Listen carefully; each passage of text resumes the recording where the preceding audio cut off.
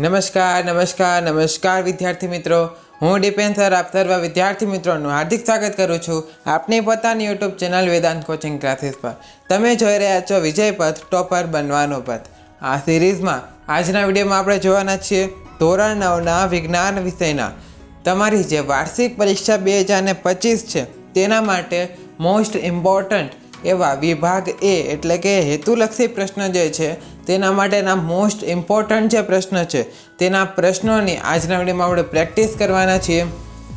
જો વિડીયો પસંદ આવે તો લાઈક જરૂરથી કરજો અને તમારા મિત્રોને પણ આ સિરીઝમાં આ વિજય પથમાં અત્યારે જ જોડી દો જેથી તેઓ પણ આ વિડીયોનો લાભ લઈ શકે. આ ઉપરાંત જો હજુ સુધી ચેનલને સબસ્ક્રાઈબ ન કરી હોય તો અત્યારે જ સબસ્ક્રાઈબ કરો અને આપણી બધી જ સોશિયલ મીડિયા સાઇટ્સ જે છે ડિસ્ક્રિપ્શનમાં લિંક આપેલી છે, વોટ્સએપ, ટેલિગ્રામ અને ઇન્સ્ટાગ્રામ બધાને જ ફોલો કરી લેજો, કારણ કે જે અમુક સ્પેશિયલ નોટિફિકેશન તમને જે છે માહિતી જે છે તે આપણે સોશિયલ મીડિયા દ્વારા સમયે આપતા હોઈએ છીએ. ચેનલને સબસ્ક્રાઈબ અત્યારે જ કરશો તો જેટલા પણ નવા વિડીયોઝ આવવાના છે તેની નોટિફિકેશન તમને મળતી રહે. આ ઉપરાંત જો અત્યાર સુધીના જે વિજય પથના વિડીયો મુકાઈ ગયેલા છે તે જો ન જોયા હોય તો તમને ચેનલ પર જઈને તે વિડીયો જરૂરથી મળી જશે અને તેના માટેની પ્લેલિસ્ટ પણ આપણે જલ્દી જ બનાવી દઈશું, જેમાંથી તમે બધા વિડીયો લાઇનસર તમે જોઈ શકો અને તમારી પરીક્ષામાં સારા એવા ગુણ મેળવી શકો.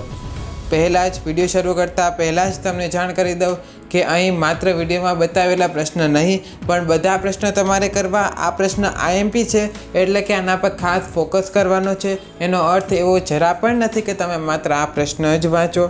બધા પ્રશ્ન કરવાના છે અને આ પ્રશ્ન પર ખાસ ધ્યાન તમારે આપવાનું રહેશે. તો ચાલો વધુ સમય ન લઈએ અને વિડીયોની શરૂઆત કરીએ. તો વિભાગ એ જેમાં તમારે પ્રકરણ લઈ 1 થી 12માં તમારે જે છે પ્રશ્ન પૂછાતા હોય છે તો નીચેના દરેક પ્રશ્ન માટે આપેલા વિકલ્પોમાંથી સાચો વિકલ્પ પસંદ કરીને તમારા ઉત્તર લખવાના રહેશે, જેના તમારે કેટલા તો કે 24 ગુણ રહેવાના છે. વાત કરીએ સૌ પ્રથમ પ્રકરણ નંબર 2ની, તેના આપણે જે મોસ્ટ ઇમ્પોર્ટન્ટ MCQ છે તે જોઈએ. પહેલો પ્રશ્ન કે ચોકને પાણીમાં નાખતા બનેલું દ્રાવણ ખાલી જગ્યા છે. કયું દ્રાવણ બને છે? તો જવાબમાં તમારે આવશે અહીંયા C એટલે કે નિલંબન દ્રાવણ બને છે. પછી 140 ગ્રામ દ્રાવણમાં 14 ગ્રામ ખાંડ દ્રાવ્ય થયેલી છે તો દ્રાવણમાં ખાલી જગ્યા ટકા હશે તો કે અહીં તમારે જવાબમાં આવશે B એટલે કે 10. નીચેના પૈકી જેલ કયું છે? તો કે અહીં તમારે જે છે જેલનું ઉદાહરણ આપવાનું છે તો જવાબમાં આવશે D એટલે કે માખણ. ત્યાર પછી કયો ઘટક અલગ પડે છે? આમાંથી કયો ઘટક અલગ પડે છે? તો અહીં તમારા જવાબમાં આવશે D એટલે કે ગ્રેફાઇટ. પછી ધુમ્મસ અને વાદળ એ શેનું ઉદાહરણ છે? તો કે તેઓ જે છે એરોસોલનું ઉદાહરણ છે. પછી પિત્તળમાં ઝીંક અને કોપરનું પ્રમાણ અનુક્રમે કેટલું છે? તો કે જવાબમાં આવશે તમારા અહીંયા એ આવશે જવાબમાં એટલે કે 30 થી 37. એટલે કે ઝીંક જે છે તે 30% અને કોપર જે છે તે 70%. જો તમને પરીક્ષામાં ઊંધું કરીને પૂછાય તો તમારા અહીંયા B જવાબ સાચો થાય છે, પણ અત્યારના આ પ્રશ્ન મુજબ તમારે જે છે સાચો જવાબ આવશે E. 7મા પ્રશ્નની વાત કરીએ કે પ્રવાહી દ્રાવણ કયું છે કે જેમાં બંને પ્રવાહી હોય, મતલબ કે બંને પ્રવાહીથી દ્રાવણ બનતું હોય તેવું કયું છે? તો જવાબમાં આવશે D એટલે કે આપેલ તમામ, એટલે કે દૂધ, ઇમલ્શન ને ફેસ ક્રીમ બધા. ત્યાર પછી આગળ વાત કરીએ પ્રકરણ નંબર 3ની વાત કરીએ આપણે. તો પહેલો પ્રશ્ન કે કોઈ પણ રાસાયણિક પ્રક્રિયામાં દ્રવ્યનું સર્જન કે વિનાશ થતો નથી. આ વિધાન કયો નિયમ દર્શાવે છે? તો કે આને આપણે કહીએ છીએ નિશ્ચિત પ્રમાણનો નિયમ. નિશ્ચિત પ્રમાણનો નિયમ. ત્યાર પછી બીજો પ્રશ્ન કે બેકિંગ પાવડરનું આણ્વીય સૂત્ર શું છે? બેકિંગ પાવડર એટલે કે જે રસોઈમાં કેક અને ભજીયા બનાવવા માટે વપરાય છે તેને આપણે કહીએ છીએ એને HCO3 એટલે કે સોડિયમ હાઇડ્રોજન કાર્બોનેટ એટલે કે ખાવાનું સોડા પણ કહેવામાં આવે છે. આના વિશેની જે આની બનાવટ છે તે તમે ધોરણ 10માં સારી રીતે અભ્યાસ કરશો. ત્યાર પછી બીની વાત કરીએ તો આને ધોવાનો સોડા કહીએ છીએ એટલે કે Na2CO3, અહીંયા 3 આવશે.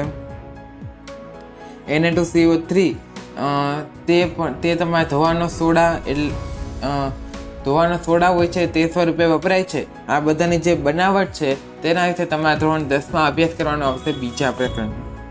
ચાલો ત્યાર પછી ત્રીજા પ્રશ્નની વાત કરીએ કે થર્મોમીટરમાં વપરાતી ધાતુની સંજ્ઞા કઈ છે. તો થર્મોમીટરમાં વપરાય છે તમારે પારો એટલે કે મર્ક્યુરી, તેની સંજ્ઞા આવે છે તમારે Hg. ત્યાર પછી હાઇડ્રોજન પેરોક્સાઇડ એટલે કે HO2 માં હાઇડ્રોજન અને ઓક્સિજનનું દળથી પ્રમાણ ખાલી જગ્યા છે. કેટલું છે? તો કે અહીં તમારે જે છે જવાબમાં આવશે B એટલે કે 1:16 છે. પછી કેડમિયમ તત્વની સંજ્ઞા કઈ છે? તો કે તેની સંજ્ઞા તમારે થશે અહીંયા A એટલે કે Ca.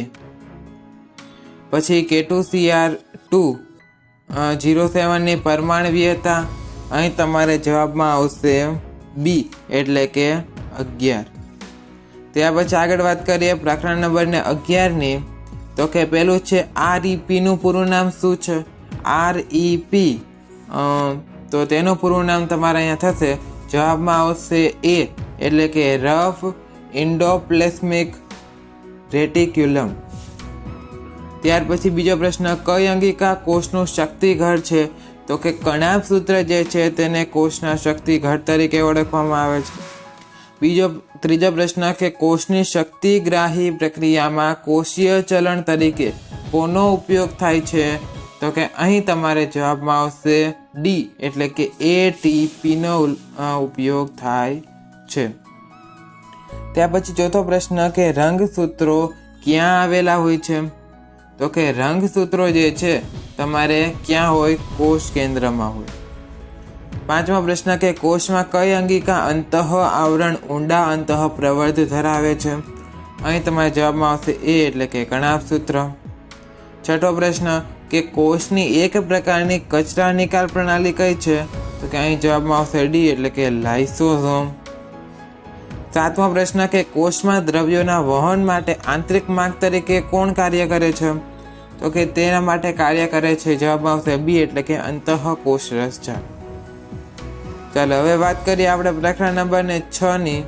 તો કે પહેલો પ્રશ્ન, એવી કઈ પેશી છે જેમાં સ્પષ્ટ આંતરકોષીય અવકાશ જોવા મળે છે? અહીં તમારે જવાબમાં આવશે B એટલે કે મૃદુતક પેશી. પછી રિયોપર્ણમાં વાયુરંધ્ર જોવા માટે પર્ણના આડછેદ પર તમે કયું અભિરંજક વાપરશો? કયું અભિરંજક? તો જવાબમાં આવશે D એટલે કે સેફ્રેનિન. ત્રીજો પ્રશ્ન કે જીવંત યાંત્રિક પેશી એટલે? તો અહીં તમારે જવાબમાં આવશે B એટલે કે સ્થૂલ કોણક પેશી. ત્યાર પછી ચોથો પ્રશ્ન કે જલવાહક પેશીમાં જીવંત ઘટક કયો છે? તો અહીં તમારે જવાબમાં આવશે C એટલે કે જલવાહક મૃદુતક. ત્યાર પછી હવે આપણે આગળ વધીએ. પાંચમો પ્રશ્ન કે કઈ પેશીમાં લિગ્નિનનું સ્થૂલન જોવા મળે છે? તો કે અહીં જવાબમાં આવશે B એટલે કે દ્રઢોતક પેશી. પછી અસ્થિએ? તો કે અસ્થિ એ અહીં તમારા જવાબમાં C આવશે એટલે કે સંયોજક પેશી છે. સાતમો પ્રશ્ન ઘનાકાર અધિચ્છદનું સ્થાન કયું છે? ક્યાં હોય? તો લાળ ગ્રંથિની નલિકાનું અસ્તર ત્યાં હોય. કઈ પેશી સામાન્યપણે વનસ્પતિઓને તૂટ્યા વગર નમ્યતા આપે છે? તો સ્થૂલ કોણક. કઈ પેશી યાંત્રિક મજબૂતાઈની સાથે સાથે દ્રઢતા પણ બક્ષે છે? તો દ્રઢોતક. પછી 10મો પ્રશ્ન કે નાળિયેરની રેસાયુક્ત છાલમાં આવેલા કોષોની દિવાલ કયો પદાર્થ ધરાવે છે? તો અહીં જવાબમાં આવશે તમારે A એટલે કે લિગ્નિન. પછી અસ્થિ પેશીના આધારકમાં જોવા મળતા મુખ્ય ખનિજ કયા છે? કયા ખનિજ છે? તો જવાબમાં આવશે તમારે અહીંયા C એટલે કે કેલ્શિયમ અને ફોસ્ફરસ. પછી કઈ પેશી પૂરક પેશી તરીકે આધાર આપવાનું કાર્ય કરે? તો કે તે છે તમારે B જવાબ આવશે એટલે કે મૃદુતક. ચાલો હવે ત્યાર પછી વાત કરીએ આપણા પ્રકરણ નંબર 11ની. તો પહેલો પ્રશ્ન કે ધરતીકંપમાં મુખ્ય શોક તરંગ પહેલાના તરંગો કેવા પ્રકારના હોય છે? તો અહીં જવાબમાં આવશે A એટલે કે ઇન્ફ્રાસોનિક હોય છે. નીચેના પૈકી કયા તરંગોના પ્રસરણ માટે માધ્યમની આવશ્યકતા હોય? તો પ્રકાશના જે તરંગો છે તેના માટે માધ્યમની આવશ્યકતા હોય. નીચે પૈકી કઈ આવૃત્તિવાળો ધ્વનિ પરાશ્રાવ્ય છે? તો જવાબમાં આવશે તમારે અહીંયા ડી આવશે, એટલે કે 30,000. ત્યાર પછી તરંગમાં ક્રમિક રીતે આવતા શૃંગ અને ગર્ત વચ્ચેનું અંતર કેટલું હોય છે? તો અહીં જવાબમાં આવશે તમારે બી, એટલે કે λ/2. પાંચમા પ્રશ્ન કે તરંગનો વેગ કઈ બાબત પર આધાર રાખતો નથી? તો અહીં જવાબમાં આવશે ડી, એટલે કે તરંગના કંપ વિસ્તાર પર તે આધાર રાખતો નથી. ચાલો હવે ત્યાર પછી ખરા ખોટા જોવાના છે. નીચેના વિધાનો ખરા છે કે ખોટા તે જણાવો. જેમાં તમારે સૌપ્રથમ પ્રકરણ નંબર 1 માંથી આપણે પ્રશ્ન જોવાના છે. તો પહેલો પ્રશ્ન જોઈએ કે તાપમાન વધતા કણોની ગતિ ઉર્જા વધે છે. જેમ તાપમાન વધે તેમ તેની ગતિ ઉર્જા વધે કે નહીં? તો કે આ વિધાન કેવું થાય? સાચું થાય. પછી વધુ પડતા પવનમાં કપડાં ઝડપથી સુકાઈ જાય છે. તો કે હા, સાચું છે. જેમ પવન વધારે હોય તેમ કપડાં જલ્દી સુકાઈ જાય. ત્રીજો પ્રશ્ન, કપૂર ઉર્ધ્વપાતી પદાર્થ નથી? તો કે ના, તે ઉર્ધ્વપાતી પદાર્થ છે, એટલે ખોટું. દરેક દ્રવ્ય ચોક્કસ આકાર ધરાવે? દરેક દ્રવ્યને ચોક્કસ આકાર હોય? તો કે ના, ખોટું છે, કારણ કે પ્રવાહી અને વાયુને ચોક્કસ આકાર હોતા નથી. પછી વાયુનો પ્રસરણ દર ઘન અને પ્રવાહી કરતાં ઓછો હોય, એટલે કે વાયુ જે છે તે ઘન અને પ્રવાહી કરતાં ઓછો પ્રસરણ પામે? તો કે ના, વાયુ સૌથી વધારે પ્રસરણ પામે, એટલે આ વિધાન પણ કેવું થાય? ખોટું થાય. ને ત્યાર પછીનો પ્રશ્ન છે કે વાયુ અવસ્થામાં કણોની ગતિ ઉર્જા મહત્તમ હોય, તે સૌથી ઝડપથી ગતિ કરે. તો આ વિધાન કેવું થાય? સાચું થાય. ચાલો હવે ત્યાર પછી પ્રકરણ નંબર 2 ખરા ખોટા જોઈએ. પેલું વિધાન કે ભૌતિક ફેરફાર દ્રવ્યના રાસાયણિક ગુણધર્મમાં બદલાવ કરે. જો ફેરફાર ભૌતિક છે તો તેમાં ફેરફાર પણ ભૌતિક ગુણધર્મમાં ફેરફાર કરે. તો રાસાયણિક ફેરફાર થાય તો રાસાયણિક ગુણધર્મ બદલે. તો વિધાન કેવું થાય? ખોટું થાય. અહીં પછી પાણીમાં મીઠું ઓગાળતા તે વિષમય મિશ્રણ મળે. શું પાછા તમે પાણીમાંથી મીઠું જોઈ શકો? તો કે ના, તેમાંથી ઓગળી જાય છે. આ વિધાન કેવું થાય? ખોટું થાય. સમાન મિશ્રણ બને. ત્યાર પછી કલીલ દ્રાવણના કણો ફિલ્ટર પેપરમાંથી પસાર થઈ શકે છે?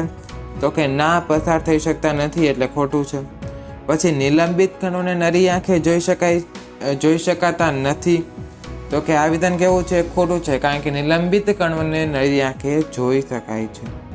ત્યાર પછીનો પ્રશ્ન કે સંયોજનના ઘટકોને ભૌતિક પ્રક્રિયાઓ દ્વારા અલગ કરી શકાય છે? શું અલગ થાય છે ભૌતિક પ્રક્રિયા દ્વારા? તો કે આમાં તમારે જવાબમાં આવશે આ વિધાન કેવું થાય? ખોટું થાય, કારણ કે તેને ભૌતિક પ્રક્રિયાઓ દ્વારા અલગ કરી શકાય નહીં, કારણ કે તે સંયોજન બની ગયેલું છે. સમાન મિશ્રણમાંથી આપણે તેને ભૌતિક પ્રક્રિયા દ્વારા અલગ પાડી શકતા નથી. તેના માટે વિશિષ્ટ પ્રકારની રાસાયણિક પ્રક્રિયાઓ હોય છે. પછી કાદવે સોલ છે? તો કે હા, કાદવે સોલ છે, સાચું છે વિધાન. ચલો ત્યાર પછી વાત કરીએ પ્રકરણ નંબર 9ની. તેના જે વિધાન છે તે જોવાના છે ખરા ખોટા. પહેલો પ્રશ્ન કે ગુરુત્વાકર્ષણ બળ ઉર્ધ્વ દિશામાં લાગે અને ઉત્સાવક બળ અધો દિશામાં લાગે છે? તો કે ના, વિધાન બદલીને પૂછેલું છે. વિધાન કેવું છે? ખોટું છે. પછી ગુરુત્વ પ્રવેગ જી નું મૂલ્ય સૌ પ્રથમ કેવેન્ડિશે શોધ્યું હતું? તો કે ના, તેને નહોતું શોધ્યું, પહેલા બીજું કોક હતું. વિધાન ખોટું છે. વજનનો એકમ ન્યૂટન છે? આ વિધાન કેવું છે? સાચું છે. પણ દળનો એકમ કયો છે? દળનો એકમ એમ છે, મતલબ દળની સંજ્ઞા એમ છે અને તેનો એકમ આપણે વેઇટ તરીકે એટલે કે ડબલ્યુ રહીએ છીએ. ત્યાર પછી પદાર્થનું દળ દરેક સ્થળે અચળ રહે છે? પદાર્થનું દળ દરેક સ્થળે અચળ રહે છે? આ વિધાન કેવું છે? તો કે સાચું છે. દળ અચળ રહે પરંતુ વજન બદલાયા કરે છે. ત્યાર પછી ધ્રુવ પ્રદેશ કરતાં વિષુવવૃત્ત પર પદાર્થનું વજન પ્રમાણમાં વધારે થાય છે? આ વિધાન કેવું છે? ખોટું છે. ત્યાર પછી પ્રવાહીમાં આંશિક ડૂબેલા પદાર્થ પર લાગતું ઉત્પ્લાવક બળ પદાર્થના કુલ કદ પર આધાર રાખે છે? તો કે ના, ખોટું છે. પ્રકરણ નંબર 10ની વાત કરીએ હવે. પહેલો પ્રશ્ન કે પદાર્થમાં રહેલી કાર્ય કરવાની ક્ષમતાને ઉર્જા કહેવાય? પદાર્થમાં રહેલી કાર્ય કરવાની ઉર્જાને ક્ષમતાને ઉર્જા કહેવાય. કેવું છે? સાચું છે વિધાન. આ વ્યાખ્યા છે તમારી ઉર્જાની, ખાસ ધ્યાનમાં રાખજો. તમને એક શબ્દમાં જવાબમાં પણ વ્યાખ્યા પૂછાઈ શકે છે, મોસ્ટ ઇમ્પોર્ટન્ટ. ત્યાર પછી પદાર્થની સ્થિતિ ઉર્જા એ સાપેક્ષ છે, તો કે હા તે સાપેક્ષ છે, સાચું છે. પછી કિલોવોટ અવર એ ઉર્જાનો એકમ છે, તો કે હા ઉર્જાનો એકમ છે, જેને આપણે યુનિટ સ્વરૂપે કહીએ છીએ. ત્યાર પછી પાવર અને ઉર્જા બંને અદિશ રાશિ છે, મતલબ કે તેને દિશાની જરૂર નથી, તો કે આ વિધાન કેવું છે? સાચું છે. પછી પદાર્થ દ્વારા કાર્ય કરવામાં આવે તો તેની ઉર્જામાં ઘટાડો થાય છે. જેમ પદાર્થ પર કાર્ય કરવામાં તો તેની ઉર્જા ઘટે છે, તો કે હા સાચું છે આ પણ. પછી સ્થિતિ ઉર્જા અને ગતિ ઉર્જાના તફાવતને યાંત્રિક ઉર્જા કહે. બેનો જે તફાવત છે સ્થિતિ ઉર્જા અને ગતિ ઉર્જા, તેમને યાંત્રિક ઉર્જા કહેવાય, તો કે ના, ખોટું છે.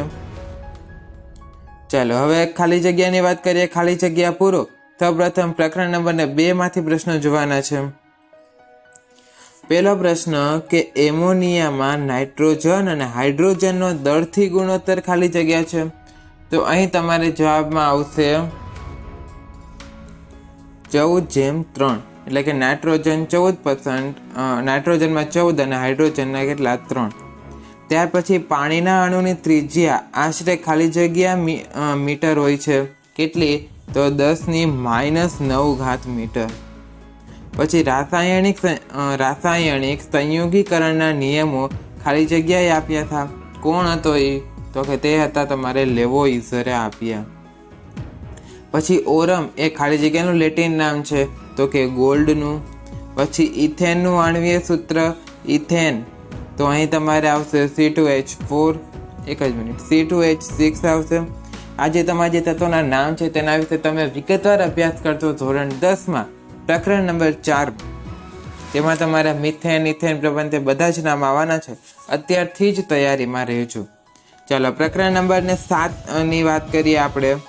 પહેલો પ્રશ્ન કે 72 કિલોમીટર પર અવરની અચળ ઝડપે ગતિ કરતી કારની ઝડપ ખાલી જગ્યા મિલીસેકન્ડ, તો કે જવાબમાં તમારે ખાલી જગ્યા મીટર પર સેકન્ડ, તો અહીં તમારે જવાબમાં આવશે 20. ત્યાર પછી વેગ વિરુદ્ધ સમયના આલેખનો ઢાળ ખાલી જગ્યાનું મૂલ્ય આપે. વેગ વિરુદ્ધ સમયનો જે આલેખ છે તેનો ઢાળ કેનું મૂલ્ય આપતું હોય છે? તો અહીં તમારે જવાબમાં આવશે અંતર. ત્યાર પછી વેગનો એસઆઈ એકમ કયો છે? વેગનો એસઆઈ એકમ, તો અહીં તમારે આવશે મીટર પ્રતિ સેકન્ડ. પછી કારે કાપેલું અંતર કારમાં રહેલા સાધનની ખાલી કયું સાધન માપે? તો કે તે આપણે માપે છે. મોસ્ટ ઓફ કેસીસમાં વિદ્યાર્થીઓ ભૂલ કરે છે ને સ્પીડોમીટર કરે છે, પણ આ ખોટું છે. સાચો જવાબ તમારે આવશે અહીંયા ઓડોમીટર.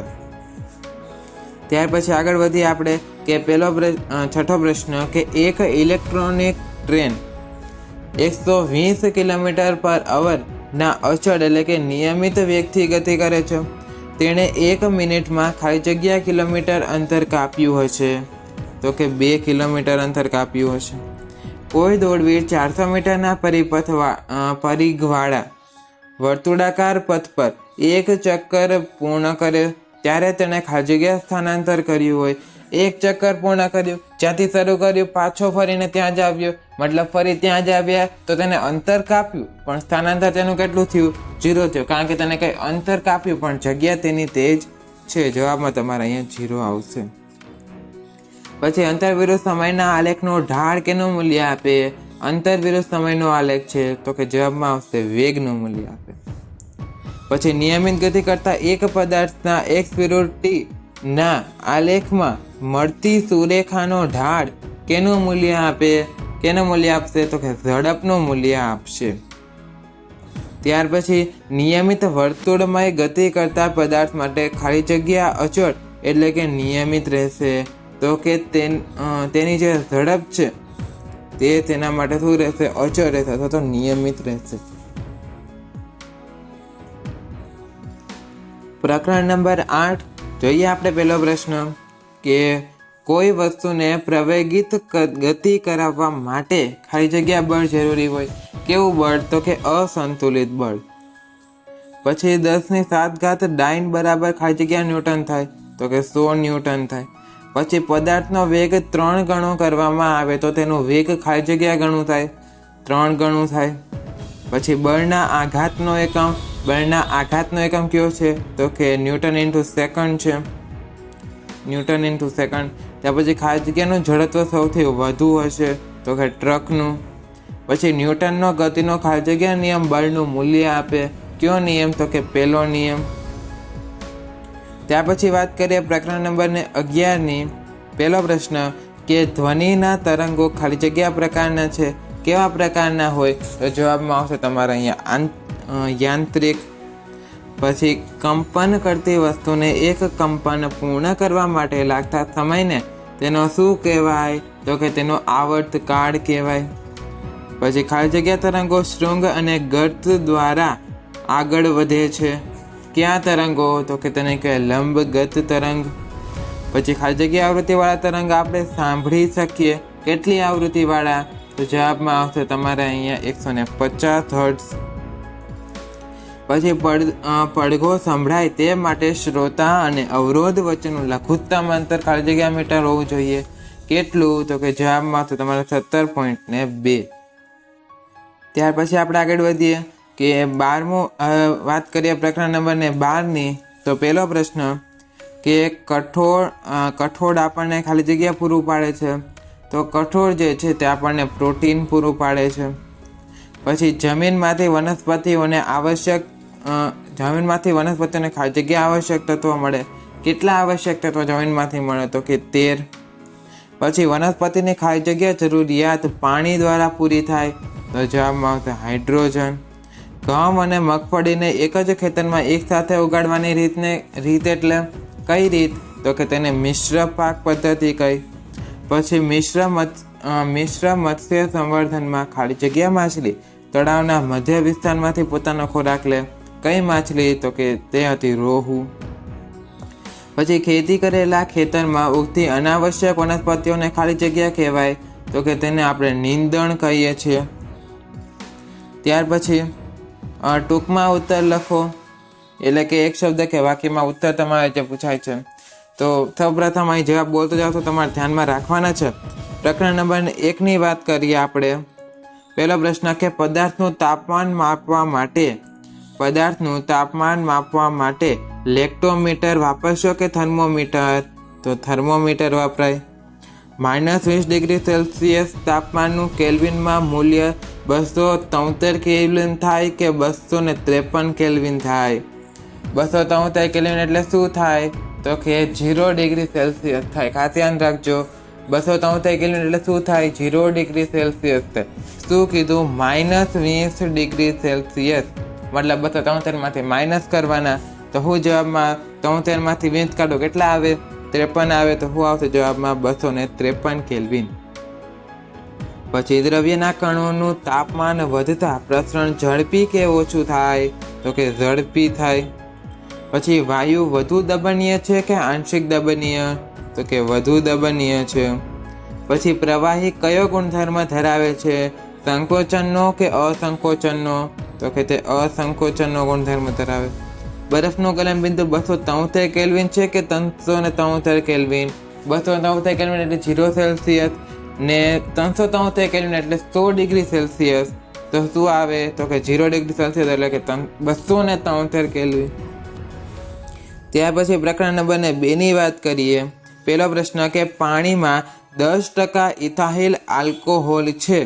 તેમાં દ્રાવ્ય અને દ્રાવક જણાવો. ક્યાં હોય? તો ઇથાઇલ આલ્કોહોલ હોય ને બીજું શું હોય? તો કે પાણી હોય.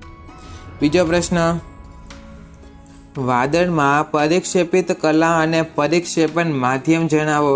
તો પરિક્ષેપિત કલા થાય પ્રવાહી ને માધ્યમ થાય તમારે વાયુ. ત્યાર પછી પિત્તળમાં રહેલા ઘટકો જણાવો, તેમનું પ્રમાણ પણ જણાવો. તો કે જસર 30% અને તાંબુ કેટલું? તો કે 70% હોય છે. ત્યાર પછી મિલ્ક ઓફ મેગ્નેશિયમમાં પરિક્ષેપિત કલા અને પરિક્ષેપણ માધ્યમ જણાવો. તો કે ઘન અને પ્રવાહી. કલા ઘન ને માધ્યમ પ્રવાહી. ત્યાર પછી પાંચમો પ્રશ્ન કે ખાંડના પાણીમાં બનાવેલા દ્રાવણમાં દ્રાવ્ય અને દ્રાવક જણાવો. તો તેમાં ખાંડ એ દ્રાવ્ય છે, કારણ કે તે ઓગળી જાય છે, ને દ્રાવક કોણ છે? ખાંડને પોતાનામાં ઓગાળનારું એવું પાણી જે દ્રાવક છે. ત્યાર પછી કલીલ દ્રાવણ સ્થાયી છે કે અસ્થાયી? તો કે તે સ્થાયી છે. ચાલો હવે વાત કરીએ પ્રકરણ નંબર 3ની. પહેલો પ્રશ્ન કે Na+ અને SO4 દ્વારા બનતા રાસાયણિક પદાર્થનું અણુસૂત્ર Na2SO4. ત્યાર પછી Mg2+ અને Cl- દ્વારા બનતા રાસાયણિક પદાર્થનું અણુસૂત્ર MgCl2. ત્યાર પછી H2S અણુસૂત્ર કયા તત્વોથી બને છે? તો કે હાઇડ્રોજન અને એથ એટલે કે સલ્ફરથી બને છે. હાઇડ્રોજન અને સલ્ફરથી બને છે. ત્યાર પછી એમોનિયા સંયોજનમાં સંયોજાતા તત્વના દળનો ગુણોત્તર શું હોય? 14:3 હોય. પછી PO4 3- આયનના કયા પરમાણુઓ હાજર છે? તો જવાબમાં આવશે ફોસ્ફરસ. પછી ક્વિક લાઇમ સંયોજનમાં રહેલા તત્વોના નામ જણાવો. તો કે કેલ્શિયમ અને ઓક્સિજન. ક્યાં આવશે? કેલ્શિયમ અને ઓક્સિજન. ને આ પાંચમામાં તમારે ફોસ્ફરસ ને ઓક્સિજન આવશે, ધ્યાન રાખજો. પાંચમા પ્રકરણ નંબર 5ની વાત કરીએ. પહેલો પ્રશ્ન કે કયા કોષો લાક્ષણિક આકાર ધરાવે છે? કયા કોષો? તો કે તે ચેતાકોષો. બીજો પ્રશ્ન કે કાર્બન ડાયોક્સાઇડ અને પાણી કોષમાંથી બહાર અને અંદર કઈ ક્રિયા દ્વારા જાય? તો કે તેને પ્રસરણની ક્રિયા કહેવાય. ત્રીજો પ્રશ્ન કોષની કઈ અંગિકામાં લાઇસોઝોમ ની ઉત્પત્તિ માટે જવાબદાર? તો કે તે કહેવાય ગોલ્ગી પ્રસાધન. ચોથો પ્રશ્ન કે કોષની શોધ કોણે કરી? કોણ હતો એ? તો કે રોબર્ટ હુક હતા. કયા વૈજ્ઞાનિકે કોષમાં રહેલા જીવંત દ્રવ્યને જીવરસ કહ્યું? કોણ હતા તે? પરકિન્સ હતા. કોણ હતા? પરકિન્સ. રંગસૂત્રો ક્યાં આવેલા હોય? કોષ કેન્દ્રમાં આવેલા હોય. જો વનસ્પતિ કોષમાં હરિતકણ ના હોય તો વનસ્પતિમાં કઈ ક્રિયા અટકી પડે? કઈ ક્રિયા? તો કે પ્રકાશ સંશ્લેષણની ક્રિયા. પછી ગોલ્ગી પ્રસાધનનો ઉદ્ભવ કઈ અંગિકામાંથી થાય? તો કે લીસી અંતઃકોષ રસ ઝાડની કલામાંથી થાય. પછી વનસ્પતિ કોષમાં કઈ અંગિકાનો અભાવ જોવા મળે? તો કે તારા કેન્દ્ર વનસ્પતિ કોષમાં હોતું નથી. પછી લીસી અંતઃકોષ રસ ઝાડ શાના અણુઓના સંશ્લેષણમાં મદદરૂપ છે? તો કે કેના? તો કે લિપિડના. પછી રિબોઝોમ કઈ ક્રિયામાં અગત્યનો ભાગ ભજવે છે? તો કે પ્રકાશ સંશ્લેષણ. 12મો પ્રશ્ન કઈ અંગિકા ફક્ત વનસ્પતિ કોષમાં જ જોવા મળે? તો કે હરિતકણ જે છે તે માનવ કોષમાં, મનુષ્ય કોષમાં હોતા નથી, માત્ર વનસ્પતિ કોષમાં જોવા મળે છે. પ્રકરણ નંબર 6ની વાત કરીએ તો પહેલો પ્રશ્ન રણ પ્રદેશમાં ઉગતી વનસ્પતિમાં બાહ્ય સપાટી પર કયા પદાર્થનું સ્થૂલન જોવા મળે? તો કે ક્યુટીન. કયો? ક્યુટીન. જલવાહક પેશીનો એકમાત્ર જીવંત ઘટક જલવાહક મૃદુતક છે. નાળિયેરના રેસાઓ કઈ પેશીના બનેલા છે? દ્રઢોતક પેશીના બનેલા છે. ચોથો પ્રશ્ન કે ચેતાકોષમાં ટૂંકી શાખાઓ ધરાવતા પ્રવર્ધને શું કહે છે? તેને અક્ષતંતુ કહે છે. પછી માસ્ટ કોષ કઈ પેશીમાં જોવા મળે? તો કે તે તંતુ ઘટક પેશીમાં જોવા મળે. કયા પદાર્થનું સ્થૂલન થવાથી કોષો જીવંતતા ગુમાવી મૃત બને? તો કે લિગ્નિન. ચાલો ત્યાર પછી પ્રકરણ નંબર 9ની વાત કરીએ આપણે તો પહેલો પ્રશ્ન છે કે પૃથ્વી પરના ગુરુત્વ પ્રવેગનું મૂલ્ય શું છે? પૃથ્વી પરના ગુરુત્વ પ્રવેગનું મૂલ્ય તો 9.8 × m × s⁻², એટલે કે 9.8 મીટર × સેકન્ડની -2 ચાલો પછી કેવેન્ડિશે સાધેલું જીનું મૂલ્ય જણાવો. કયું મૂલ્ય સાધ્યું હતું? તો કે 6.67 × 10⁻11 ન્યૂટન × મીટર⁻²× kg⁻², kg⁻². ચાલો ત્યાર પછી વજનનો એસઆઈ એકમ જણાવો. વજનનો એસઆઈ એકમ કયો? ન્યૂટન. ત્યાર પછી મુક્ત પતન કરતા પદાર્થનો પ્રારંભિક વેગ કેટલો હોય? પ્રારંભિક 0 હોય, પછી છેલ્લે મહત્તમ હોય. પછી પ્રવાહીમાં ડૂબેલા પદાર્થ પર ઉત્પ્લાવક બળ કઈ દિશામાં લાગે? ઉર્ધ્વ દિશામાં લાગે, ઉપર તરફ લાગે. પછી ચંદ્ર પર ગુરુત્વ પ્રવેગનું મૂલ્ય જણાવો. ચંદ્ર પર શું હોય? 1.6 ગુણ્યા m ઇન્ટુ s⁻², એટલે કે m ગુણ્યા s ની -2 ઘાત. ચાલો પ્રકરણ નંબર 12ની વાત કરીએ. હવે પહેલો પ્રશ્ન કે બરસીમ શું છે? બરસીમ ઘાસચારાનો પાક છે. પછી કઈ પદ્ધતિમાં સોયાબીન મકાઈ ખેતરમાં ચાંસ એટલે કે હરોળમાં ઉગાડાય છે? કઈ પદ્ધતિ? તેને કહેવાય આપણે આંતરપાક પદ્ધતિ. પછી મોતી મેળવવા કોનું સંવર્ધન કરવામાં આવે? તો કે ઓસ્ટર એટલે કે મોતી છાપનું જે છે સંવર્ધન કરવામાં આવે છે. પછી ઝીંક કે પોટેશિયમથી કયું તત્વ ગુરુ પોષક તત્વ છે? પોટેશિયમ છે. બોસ ઇન્ડિકસ કોની જાતિ? ગાયની જાતિ. સેન્દ્રિય ખાતર રેતાળ જમીનમાં શું વધારે? તો કે જળ સંગ્રહણ ક્ષમતા વધારે. ચોખા અને મગમાંથી કયા પ્રોટીનનો સ્ત્રોત છે? તો કે પ્રોટીનનો સ્ત્રોત કયો? મગ. પછી કયા પાક શિયાળા દરમિયાન ઉગાડવામાં આવે? રવિ પાક. કટલા અને રોહુમાંથી કઈ માછલી સપાટી પરથી ખોરાક મેળવે? કટલા. પછી લેગસોર્ન જાત સાથે કઈ દેશી મરઘાની જાતનું સંકરણ કરવામાં આવે? તો કે તે છે તમારે એસિલ. પછી નીલહરિત લીલનું સંવર્ધન કયું ખાતર બનાવવામાં ઉપયોગ કરવા માટે થાય છે? તો જવાબમાં આવશે અહીં તમારે જૈવિક. પછી ખેતી કરેલા ખેતરમાં ઉગતી અનાવશ્યક વનસ્પતિઓને શું કહેવાય? તો કે તેને નીંદણ કહેવાય. વનસ્પતિની વૃદ્ધિ માટે કેટલા પોષક તત્વો આવશ્યક છે? કેટલા? તો જવાબમાં તમારે અહીંયા આવશે 13. ભૂમિનું ધોવાણ અસરકારક રીતે રોકવા માટે કઈ પદ્ધતિ સૌથી વધુ ફાયદાકારક? તો કે આંતરપાક પદ્ધતિ. પછી કઈ કૃષિ પદ્ધતિમાં કોઈ માનવ સર્જિત ઉત્પાદનનો ઉપયોગ કરવામાં આવતો નથી? તો તેને સજીવ ખેતી અથવા જૈવિક ખેતી કહેતા હોઈએ છીએ. ચાલો હવે આગળ વધીએ. ત્યાર પછી યોગ્ય જોડકા જોડો. પ્રકરણ નંબર 8ની વાત કરવી છે. પહેલો પ્રશ્ન કે જડત્વનો નિયમ કોને આપ્યો? જડત્વનો નિયમ કોને આપ્યો? તો કે જે ગેલીલિયો હતા તેને આપ્યો. કોને આપ્યો? ગેલીલિયોએ આપ્યો. પછી ગતિનો બીજો નિયમ. ગતિના બધા નિયમ કોને આપ્યા? ન્યૂટન બાપાએ આપ્યા. તો કે જવાબમાં આવશે અહીંયા સી એટલે કે ન્યૂટન. પછી જડત્વનો નિયમ એટલે કયો નિયમ? તો કે એટલે થાય તમારે બી એટલે કે ગતિનો પહેલો નિયમ. પછી રોકેટનો સિદ્ધાંત ત્રીજા નિયમ પર કાર્ય કરે. ન્યૂટનના ગતિના ત્રીજા નિયમ ઉપર કાર્ય કરે. ત્યાર પછી પ્રવેગનો એકમ શું? તો કે પ્રવેગનો એકમમાં આવશે બી એટલે કે m×s⁻². વેગમાનનો એકમ શું? તો જવાબમાં આવશે એ એટલે કે kg×m×s⁻². પછી બળની વ્યાખ્યા આપો. બળની વ્યાખ્યા શું થાય? મતલબ કે જે બળની વ્યાખ્યા છે તે કયા નિયમમાં આવેલી છે? તો કે તેમાં આવશે ન્યૂટનનો ગતિનો પહેલો નિયમ. બળનું મૂલ્ય કેમાં મળ્યું? તો કે બીજા નિયમમાં આપ્યું. ત્યાર પછી હવે આગળ વધીએ આપણે.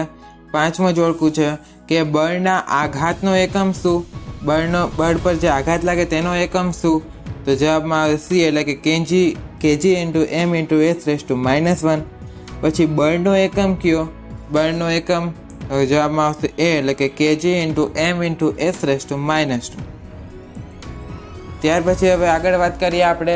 પ્રકરણ નંબર 5ના જે જોડકા છે તે આપણે હવે જોવાના છે. તો પહેલું જોડકું જોઈએ આપણે કે કણાભ સૂત્ર. તો જવાબમાં આવશે એ એટલે કે કોષીય શ્વસન માટે જવાબદાર છે. કોષ કેન્દ્ર તો કે કોષની ક્રિયાઓનું નિયમન કરે. પછી હરિતકણ જે છે તો અહીં જવાબમાં આવશે બી એટલે કે પ્રકાશ સંશ્લેષણની ક્રિયા માટે જવાબદાર. રિબોઝોમ તો જવાબમાં આવશે એ એટલે કે પ્રોટીનનું સંશ્લેષણ કરે. પછી રોબર્ટ બ્રાઉન જે હતા તેમણે શું કર્યું? તો કે તેમણે શોધ કરી, નામ આપ્યું તેમણે નામ આપ્યું કોષ કેન્દ્રને. પછી પરકિન્સે શું કર્યું? તો કે તેમણે જીવરસનું નામ આપ્યું. પછી સ્લેડન અને સ્પોન તો જવાબમાં આવશે અહીં તમારે સી એટલે કે કોષવાદ. પછી રોબર્ટ બ્રાઉન, તો જવાબમાં આવશે એ એટલે કે કોષ કેન્દ્ર. પછી ઉર્જાઘર કોને કહેવાય? કણાભ સૂત્રને કહેવાય. કોષની આશુનતા એટલે શું? તો કે રાજધાની. તો મિત્રો, અહીં આપણે વિડીયો સમાપ્ત કરીએ છીએ. આ વિડીયોને અંત સુધી જોવા બદલ આપ સર્વ વિદ્યાર્થી મિત્રોનો ખૂબ ખૂબ આભાર. આ ચેનલ પર આટલો વિશ્વાસ કરવા બદલ આપ સર્વનો આભાર માનું છું. આ વિડીયો તમારી પરીક્ષા માટે ખૂબ ઉપયોગી થશે એવી અમને આશા છે અને તમને પણ અમારા પર જરૂરથી વિશ્વાસ હશે. તો હવે મળીશું નેક્સ્ટ વિડીયોમાં કંઈક નવા કન્ટેન્ટ સાથે. ત્યાં સુધી થેન્ક્સ ફોર વોચિંગ. જય હિન્દ, વંદે માતરમ.